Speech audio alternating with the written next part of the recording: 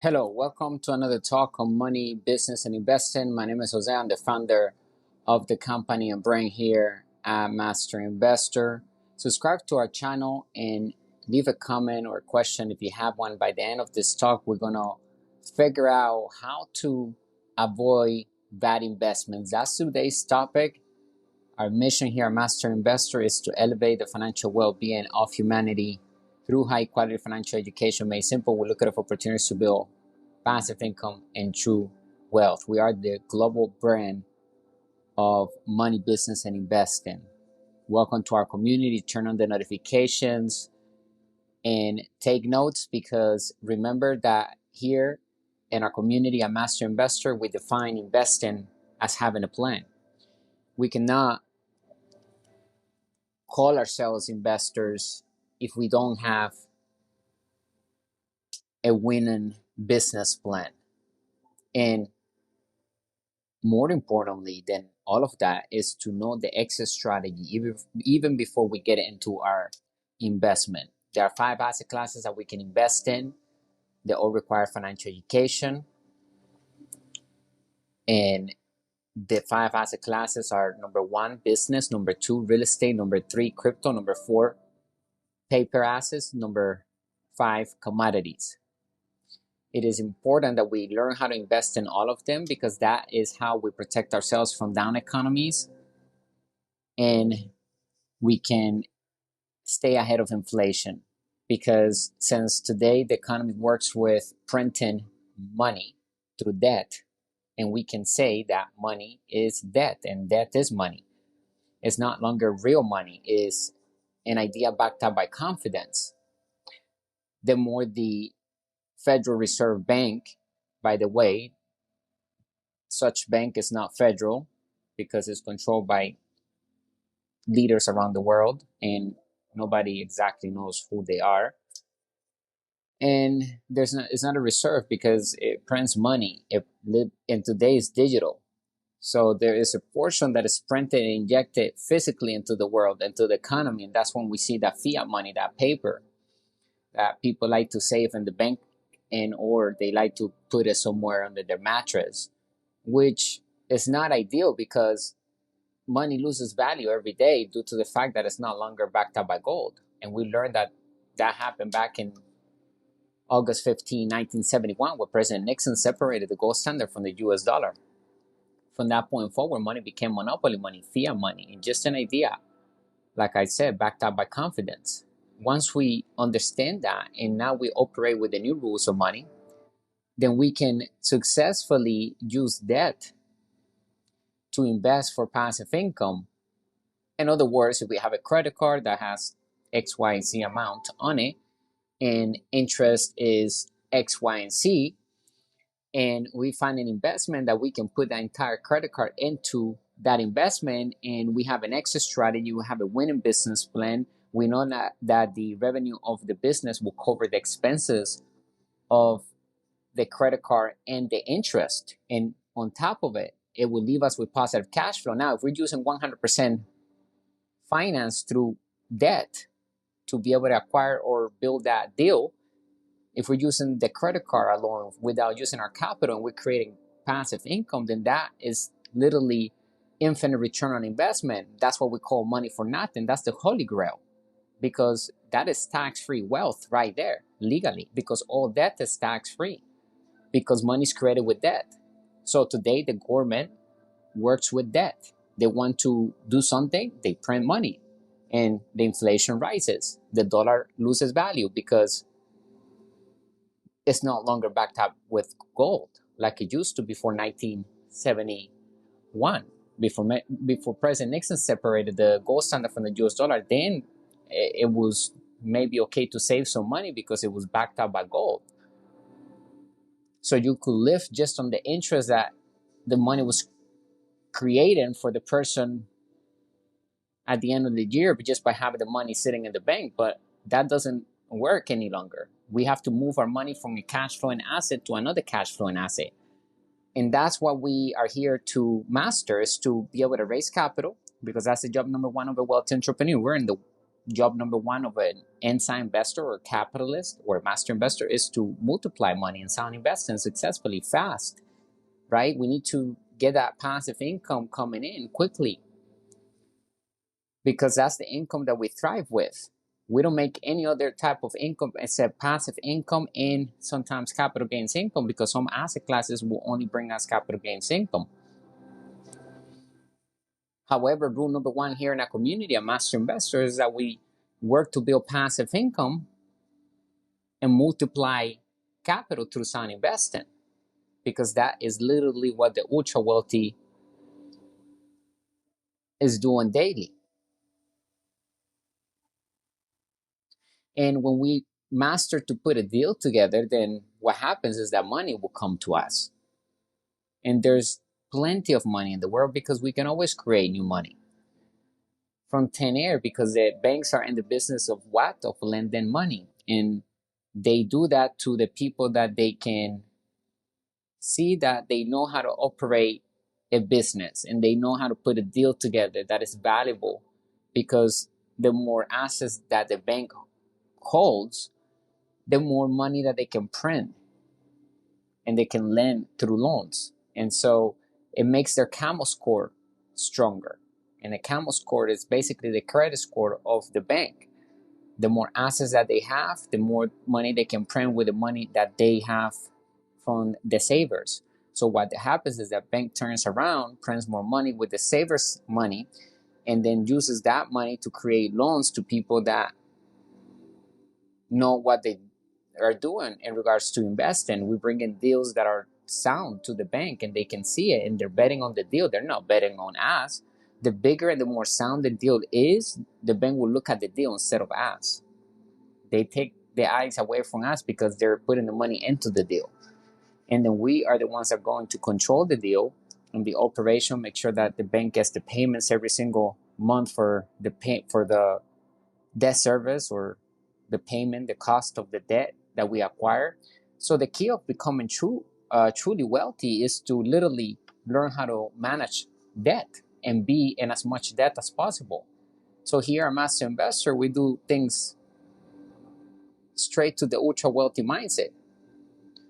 A lot of people out there will say that being in debt is not a way to become wealthy, and we say that the very opposite. We say that actually, in order to become truly wealthy, we have to learn how to manage debt and be in as much debt as possible. And the more we are successfully, the wealthier we become tax-free legally, because debt is tax-free. And that is why knowledge is the new money, because the more we know, the more we can capitalize.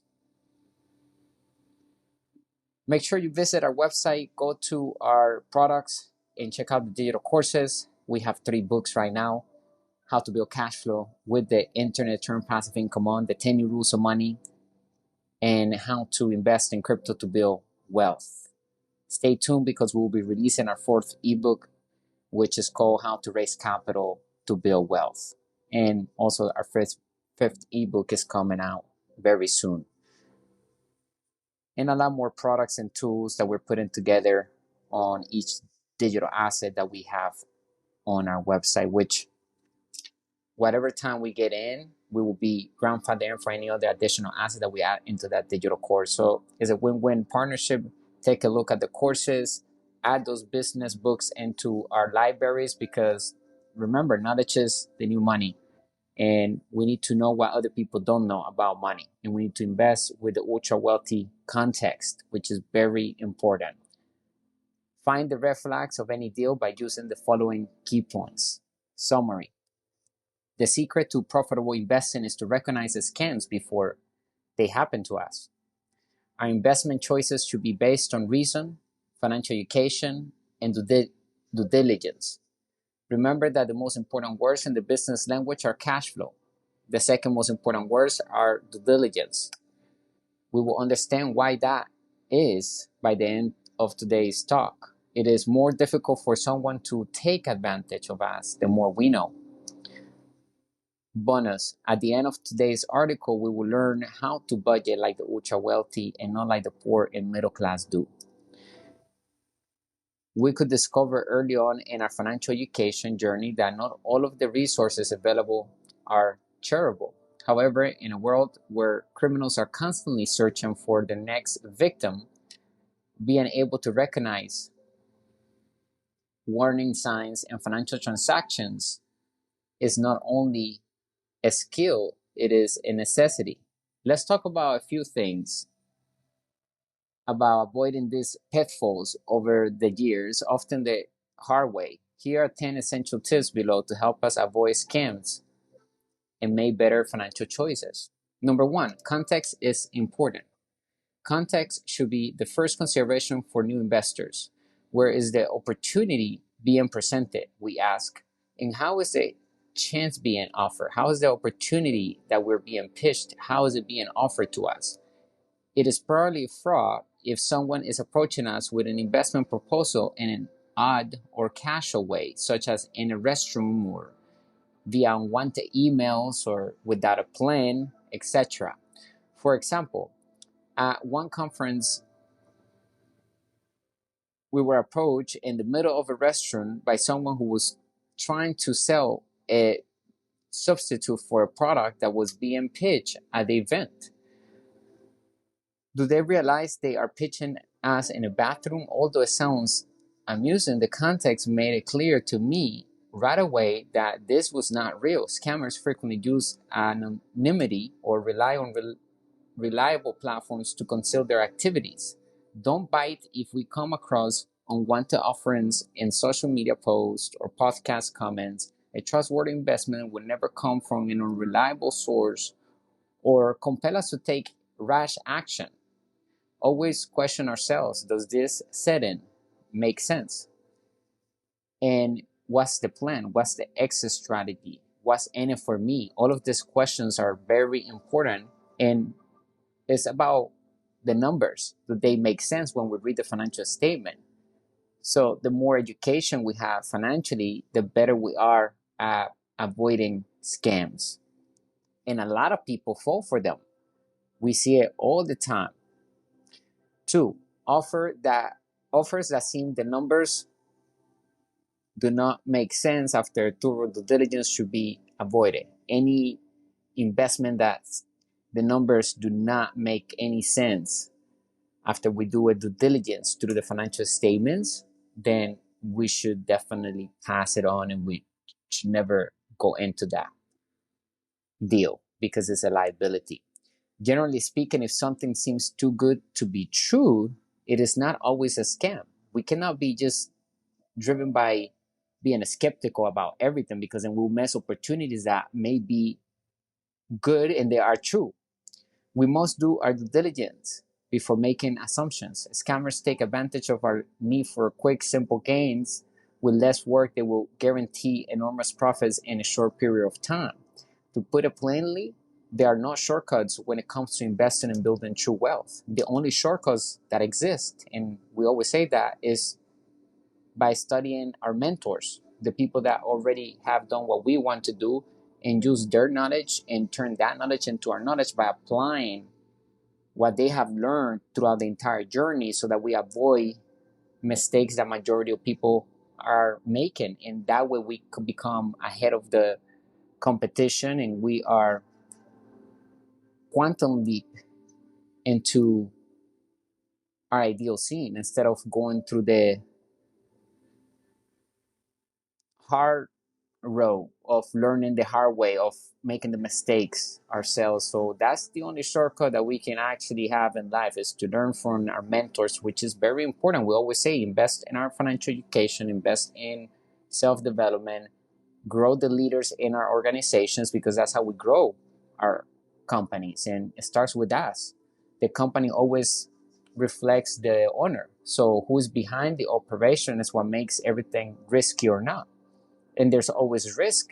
It's just either calculated risk that makes sense and the numbers work and everything is looked at and everything is checked off on the list, and we read the financial statements. We're measuring our return on investment with facts, not opinions. One of the difference between the wealthy and the poor is not only the way we spend our time when we have free time or when we have the control over our time. And that's the whole purpose of building wealth, to have control over our time at all times. And when people don't have control over the time because they're working hard at a job, now they only have a few hours that they can control. And in those hours, they usually tend to not get ahead because they're either relaxing and they're not doing anything to create passive income, which comes from financial intelligence and it requires financial education. Without financial education, the person ends up giving their money away to either a scammer or somebody that doesn't know what they're doing, and they end up losing their money because they don't have an investing plan, they don't know an exit strategy, and they don't make money through passive income. Usually the person is a salesperson, it's not a capitalist or an inside investor. And that's what we want to become as we move forward in our journey of entrepreneurship, is to strive to be a capitalist, an inside investor, which is a master investor, someone that creates money with debt, creates wealth tax-free, uses our capital to raise more capital. We are creative, so we use other resources. It's not just our capital. We learn how to put a deal together, how to take it public. And becoming wealthy, ultra wealthy, and a capitalist can be dull, mechanical, and boring. And that's why people give up a lot of times, because humans are wired to do things that makes them happy. And once we become somewhat bored, we want to do the next funny or fun thing that we find. And we have to go through the boring things, even though we're going to do this to position ourselves to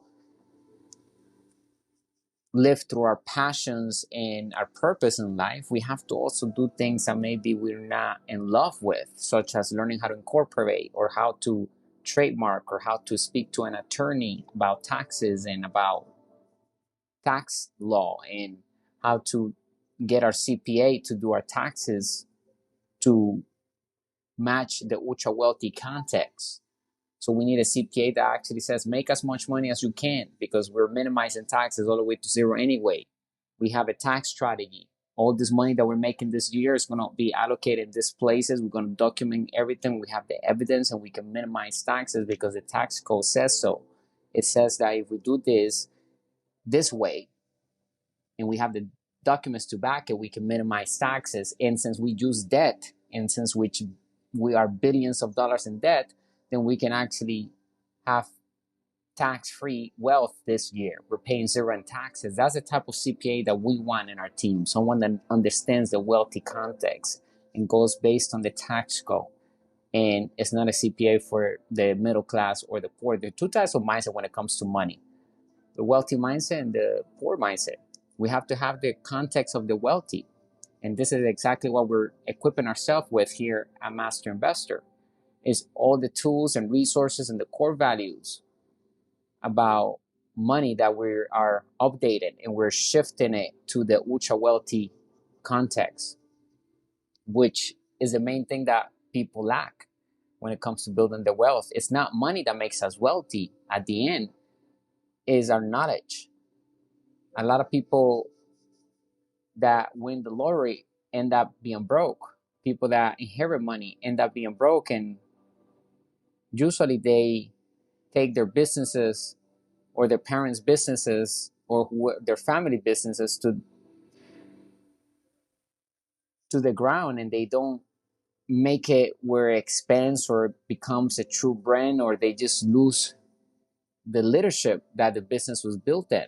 That's what's important, that we learn the basics of entrepreneurship and how to utilize leadership skills to create cultures and communities and true brands that have intrinsic value and business integrity. Intrinsic value means that we're protecting our assets through legalities. So if we need a patent, we have a patent. We have our logo protected, is registered, is trademark, our name. Intellectual property is in place.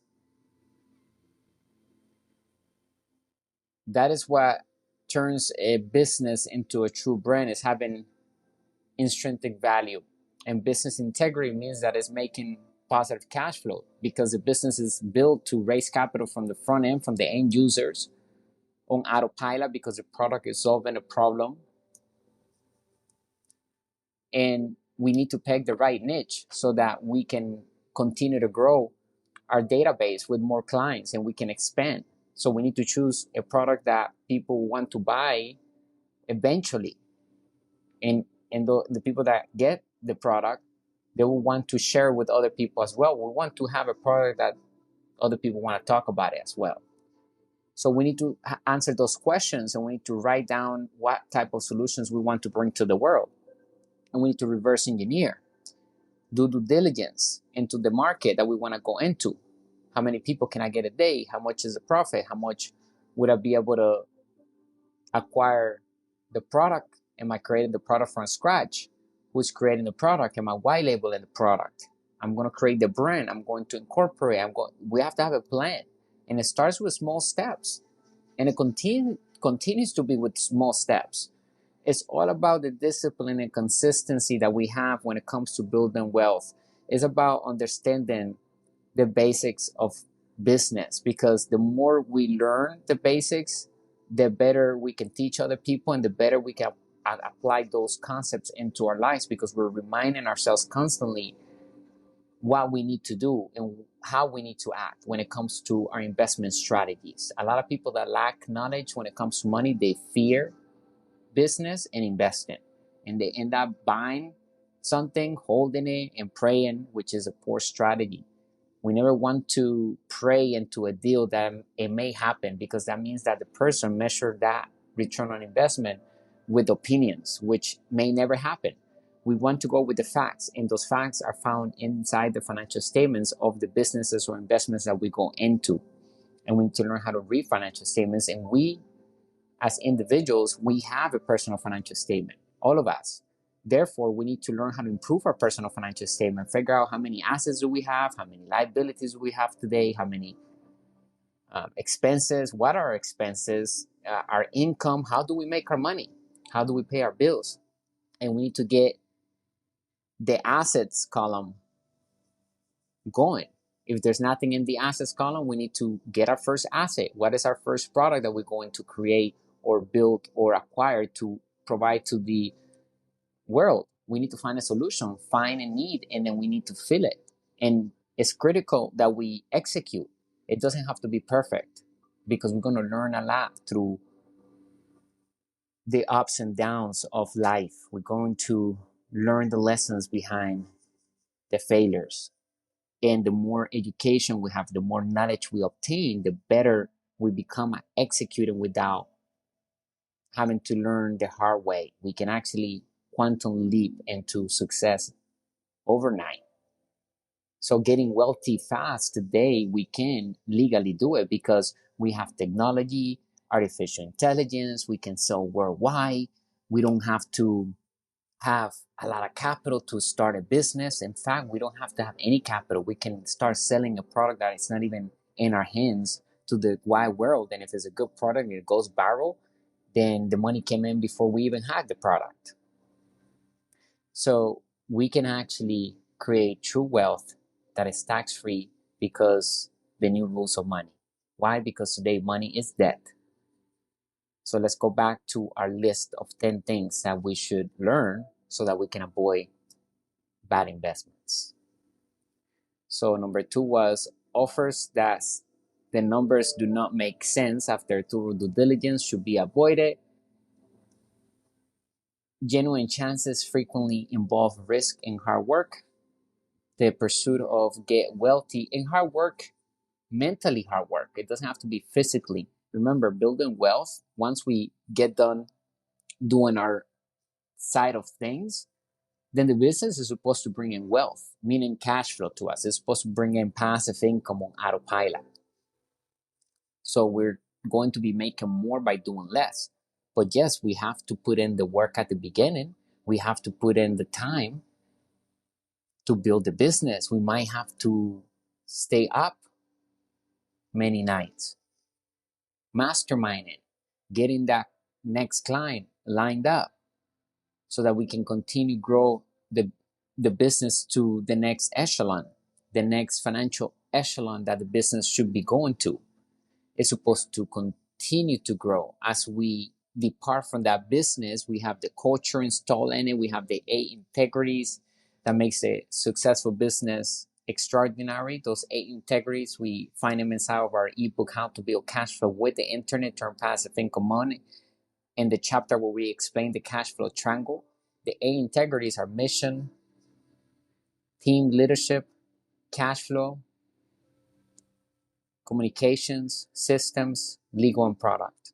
Don't focus just on the product, focus on the other integrities as well, so that the business can be built in a solid foundation and nothing can bring it down.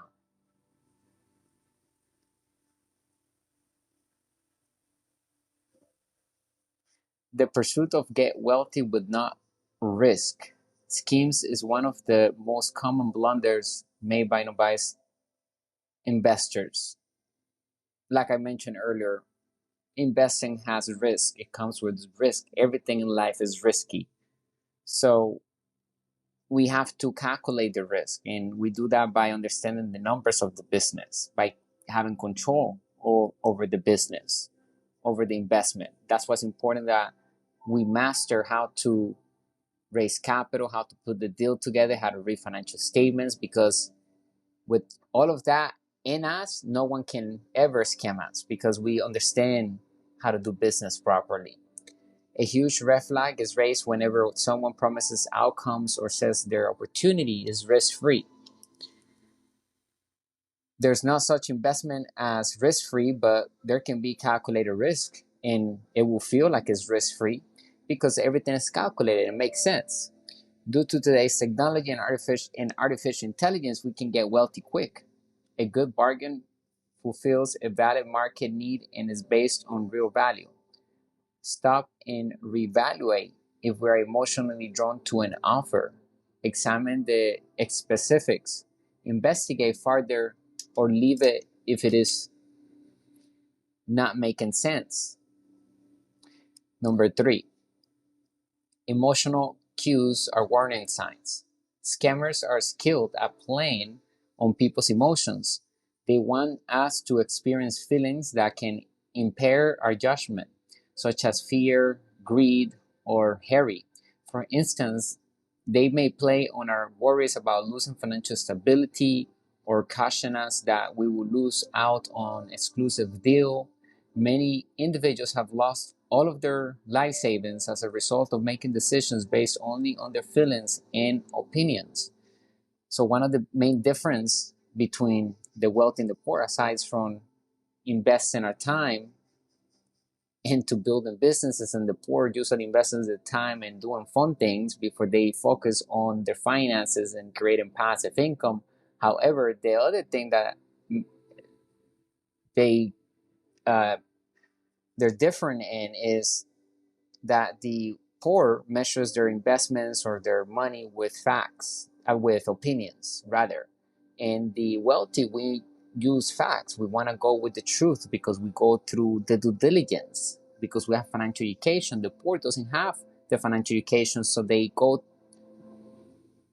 through life investing or trying to invest with opinions, and those opinions never happen, so they get discouraged and they never end up getting ahead financially. That's why it's important that we invest in our financial education. We continue to build our leadership skills, which comes from being able to bring smart people together and get the best out of them towards the mission of that business or investment. And it's not about being the best in our team, it's about having smart people around us, and we can lead them because we can withdraw their highest potential due to our leadership skills and our vision that we have and the opportunity that we bring into their lives as well.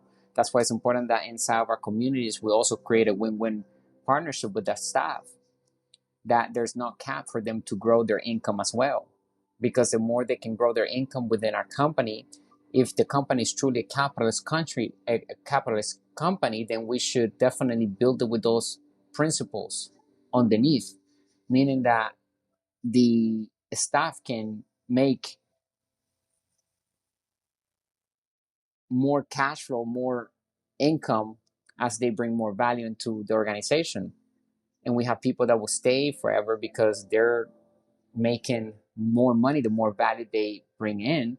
Therefore, they will be thinking at home about our businesses because they are happy that they can also become part of that gain if they bring something smart into the table. So we want to empower our staff. We want to create a win-win partnership. We want to empower them into positions where they deserve to be.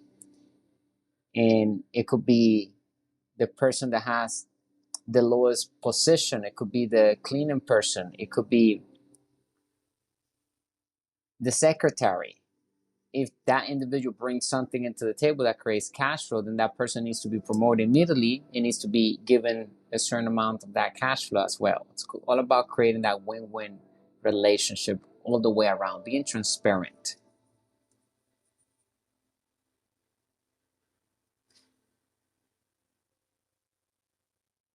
There is a woman who, fearing that she would be flagged on the blockchain, fell for a Bitcoin fraud. Her accounts were depleted, and the con artist even persuaded her to take out loans in an attempt to fix the problem. Take a step back during a pitch. If we are experiencing intense emotions, our investment selections should be made based on reason and research, not feelings. Number 4, financial statements after an audit. Audited financial statements are among the first things to look for when assessing an opportunity. Why? Because it is difficult to fake them. An audited statement guarantees that the figures have been examined and verified as correct by a third party. We are taking a risk without this degree of openness. In order to entice investors, scammers can infrequently do inflate or fake financial data. The ability to comprehend financial statements is ubiquitous. The facts speak for themselves, regardless of whether it is a business, nonprofit, or investment opportunity. Learn to read them. We should back out of a deal if the financials are unclear or have not been audited. We have to be able to back down from any deal that is a liability, regardless of our emotions. Number 5, examine the marketing collateral material. Excessive presentations in gaudy pamphlets are warning signs in and of themselves. Genuine opportunities can market themselves without the use of gimmicks. In actuality, the finest offers frequently feature clear, uncomplicated information that are fact-based. The bigger the brochure, the worse the deal. It's a maxim to keep in our mind in this context. Why? Because a transaction needs additional packaging to appear desirable when it lacks substance. Number 6, recognize the team in leadership. Every successful investment has a solid team behind it. We should never invest if we don't trust the leadership. Find out who is responsible for the opportunity. Do they have experience? Have they previously delivered successfully? Inflating resumes is a typical tactic used by scammers. They may boast of irrelevant accomplishments or assert that they are serial entrepreneurs if they lack first-hand experience related to the current endeavor. That is pointless. Credibility is important. A strong leader has a proven track record of honesty and inspires confidence. Consider it a warning sign if we are unable to confirm their statements or if they are evasive regarding their past. Pay attention to the audited data, the numbers, and the history. Consider what they might be trying to conceal if all we are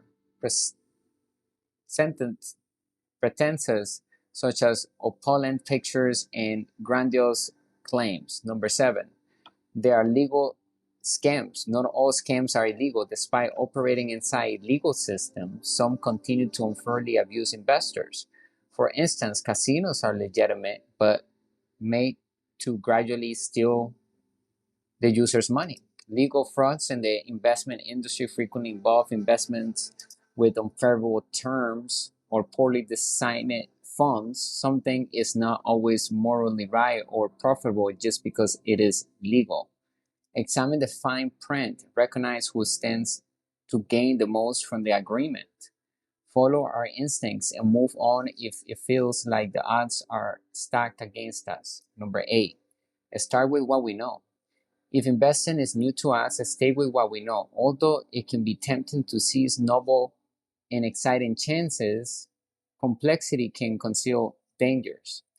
Because they didn't fully comprehend what they were investing in, far too many people lose money. This is our circle of competence, as Warren Buffett puts it in. Don't invest in an opportunity if we don't comprehend it.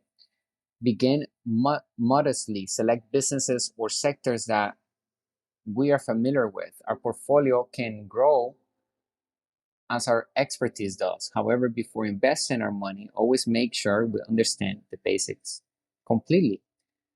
And we need to do our due diligence. When we do the research, we can determine whether there is something that we want to get into because it makes sense. We're going to see our money back. We know exactly when we're going to get it back, how much we're going to keep getting after we obtain our capital, our initial capital, invested capital back.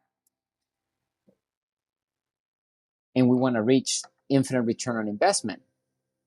That's what we call money for nothing. That's when we have recouped the initial capital back and we continue to receive passive income.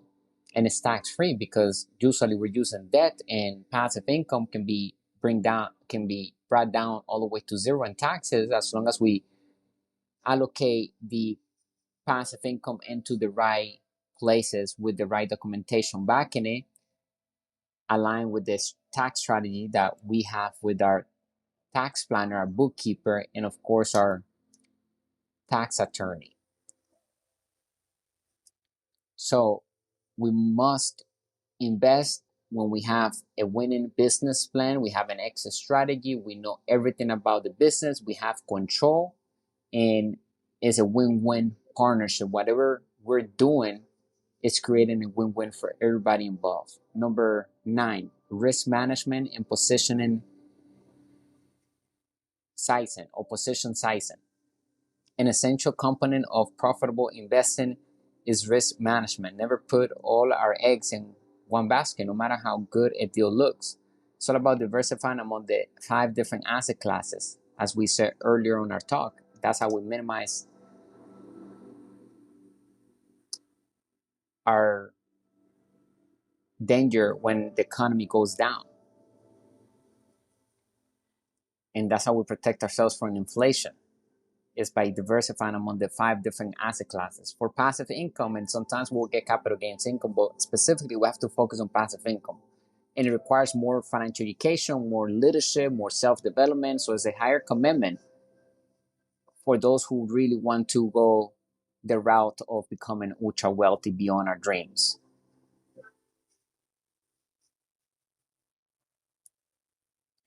Our friend is diversification.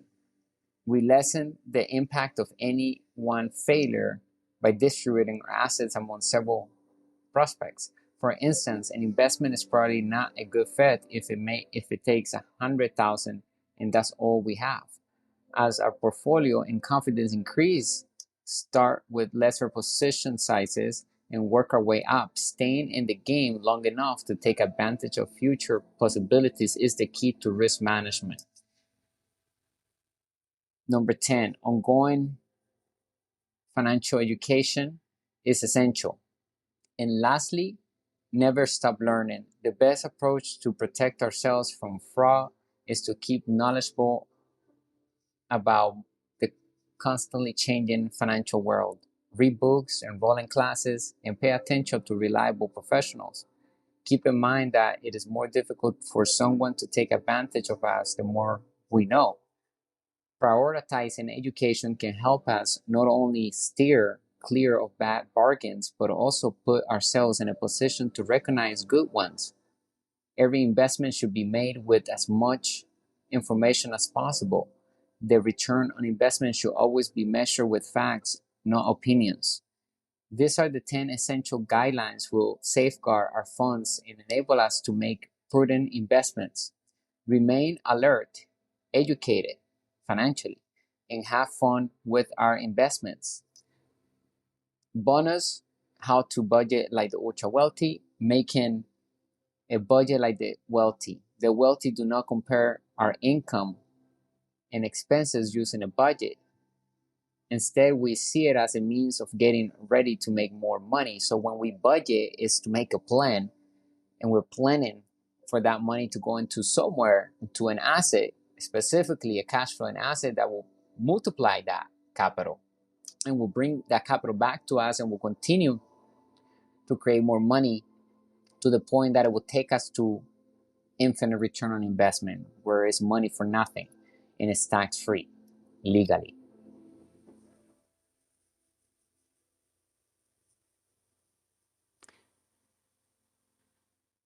In other words, instead of saying we don't have enough money like the poor do, or how much extra money we can spend, we question how can we make more money?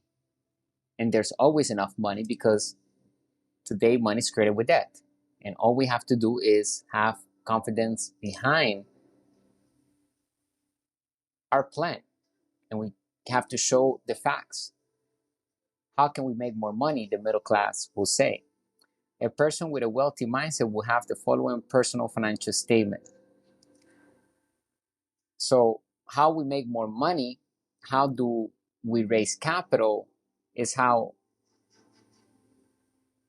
we use other people's money successfully and legally through debt, through a loan, through a credit card.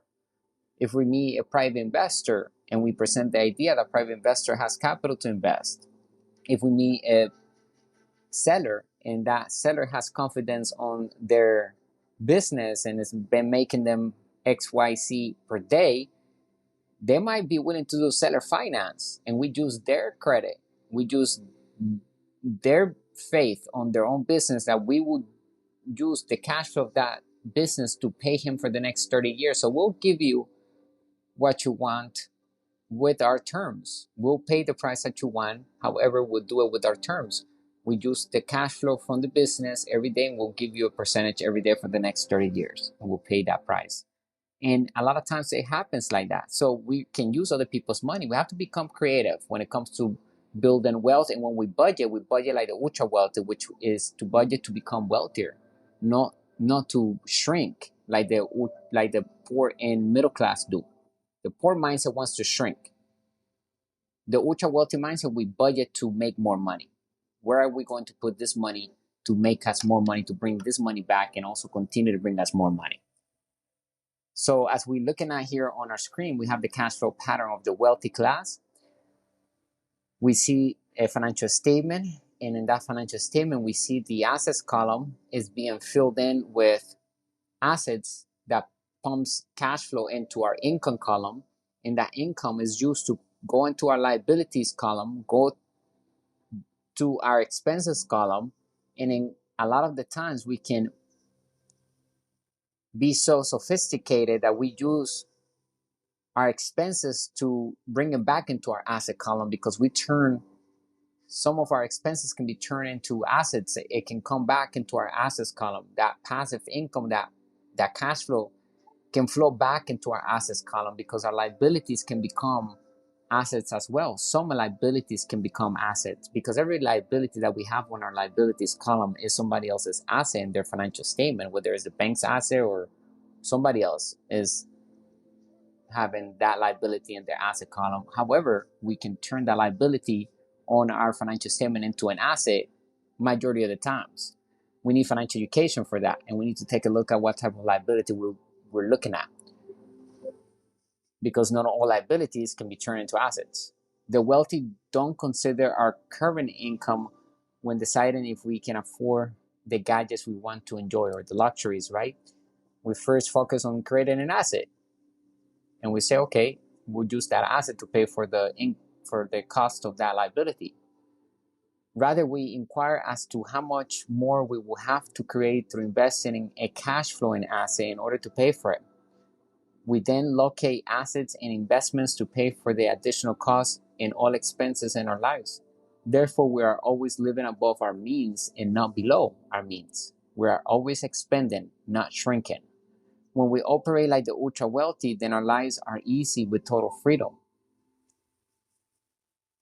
The ultra wealthy, we focus on purchasing assets first and pay taxes after, if any.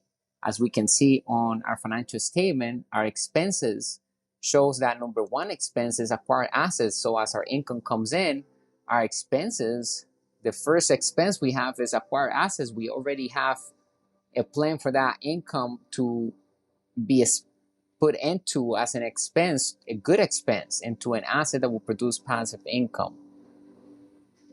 Wealthy people buy or acquire assets first before tax dollars and pay zero in taxes in many occasions.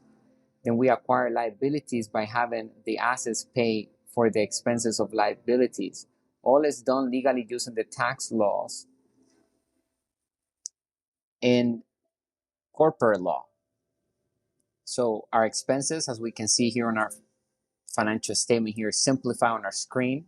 It shows number one, acquire assets on our expenses column. Number two, pay taxes if any. Number three, acquire liabilities. The cost of investing is essentially the first expense in our budget. This generates passive income, or known as positive cash flow, which eventually pays for the fun items in our wish list. We want more money by doing less and acquire more possessions as a result for free because our investments pay for everything. Our expenses are covered by our positive cash flow. Our debt service and any debt that we have is also covered by our positive cash flow. Everything, all the expenses. We thrive through passive income, or also known as positive cash flow. Our attitude toward budgeting is the root of it all. Now we need to look at how our personal financial statement looks like and how we will improve it. That is the next task we must execute to build true wealth. The key of building true wealth is to legally figure ways to raise capital to invest using OPM, other people's money, paying zero in taxes legally because all debt is tax-free, and increase control on long-lasting cash flow and assets. We must be creative to not only use our own money to invest, but rather use other people's money too, as it is more beneficial and provides us leverage to our positive cash flow that is tax-free. That is a capitalist, which is the highest level of an investor.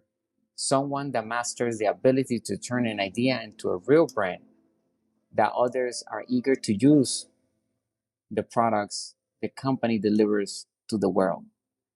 We want to have people lined up for our ventures, and that requires leadership, requires self-development, a commitment to financial education, and taking massive action and start investing in high-quality financial education here with us at Master Investor. Get our ebooks, get the 10 new rules of money, how to build cash flow with the internet, turn passive income on, how to invest in crypto to build wealth, understanding Bitcoin and blockchain, the rise of legitimate reserve digital currencies and assets. Go to our website. I hope that we learn a lot today on how to avoid bad investments. We have 10 key points that we master. Let's apply them into our daily investment strategy.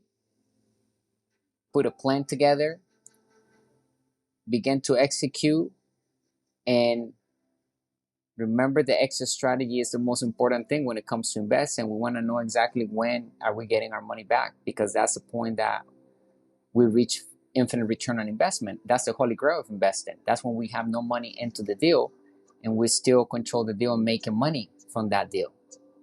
That's money for nothing. Thank you for having me once again. Glad to be here again on another extraordinary talk on money, business, and investing, bringing the good and bad news of money the business principles that work in other economies.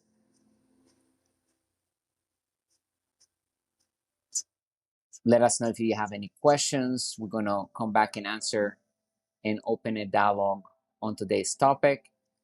Subscribe, like, and share. Stay extraordinary and wealthy. Bye for now. Talk to you later.